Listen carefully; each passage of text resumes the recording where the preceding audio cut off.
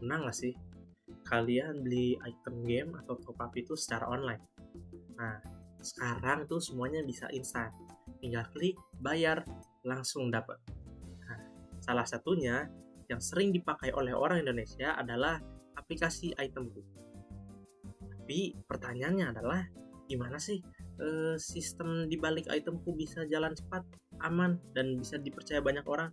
Nah, di video kali ini gua bakal bongkar dari sisi teknologinya, mulai dari sistem, data, keamanan, sampai kenapa mereka bisa bersaing di dunia digital. Jadi, Itemku itu adalah marketplace digital yang fokus ke jual beli produk virtual seperti item game, akun, dan voucher.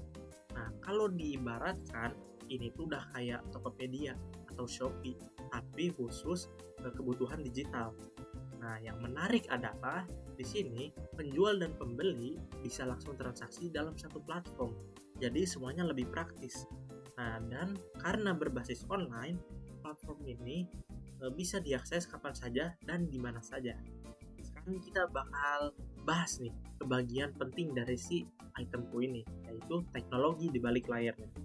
Nah, jadi si Itemku ini menggunakan sistem berbasis web dan kemungkinan besar didukung oleh cloud computing. Kenapa ini penting?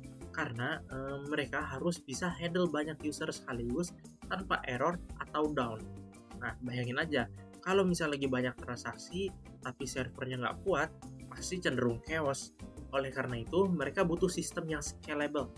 Artinya, bisa menyesuaikan dengan jumlah pengguna. Selain itu, ada juga sistem backend yang mengatur semua proses mulai dari data user, transaksi, sampai komunikasi antara penjual dan pembeli. Semua ini bikin platform stabil dan nyaman dipakai. Oke, sekarang kita bahas datanya nih. Nah, ini nih data ini sering dianggap sepele oleh beberapa pengguna, padahal ini tuh penting banget.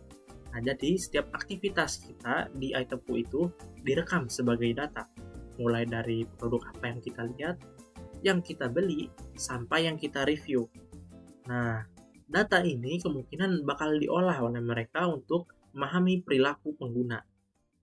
Misalnya, produk apa yang paling laris, kapan waktu transaksi yang paling ramai, atau tren game yang lagi naik sekarang. Nah, dari situ Itemku bisa ngambil keputusan yang lebih tepat. Contohnya, mereka bisa menampilkan rekomendasi produk yang sesuai dengan minat kita.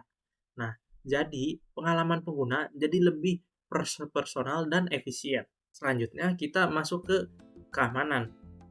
Nah, ini tuh paling krusial banget, apalagi kalau misalnya di tempat perbelanjaan.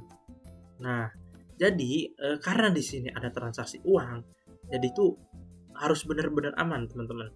Itemku biasanya menerapkan beberapa sistem keamanan, yaitu seperti verifikasi akun dan perlindungan transaksi. Salah satu yang paling penting adalah sistem escrow, yaitu dana ditahan sementara sampai transaksi selesai. Jadi pembeli nggak bakal takut buat ditipu dan penjualan juga tetap aman. Selain itu, kemungkinan juga ada enkripsi data untuk melindungi informasi pengguna. Karena adanya sistem keamanan ini, kepercayaan pengguna bisa terus dijaga. Oke, dari semua teknologi yang digunakan, dampaknya ke bisnis tuh bakal besar banget. Pertama, proses transaksi jadi cepat dan praktis. Kedua, jangkauan pasar jadi lebih luas karena semuanya berbasis online. Ketiga, pengalaman pengguna jadi lebih nyaman dan aman. Dan inilah yang bikin Itemku bisa bersaing di industri marketplace digital, khususnya di bidang produk virtual. Jadi kesimpulannya, Itemku ini adalah contoh bagaimana teknologi informasi berperan penting dalam bisnis digital, mulai dari infrastruktur, pengolahan data, sampai keamanan. Semuanya saling mendukung untuk menciptakan layanan yang efektif. Menurut kalian, platform seperti Itemku tuh bakal berkembang nggak sih ke depannya? Tulis pendapat kalian di kolom komentar. Dan jangan lupa klik like, share, dan subscribe.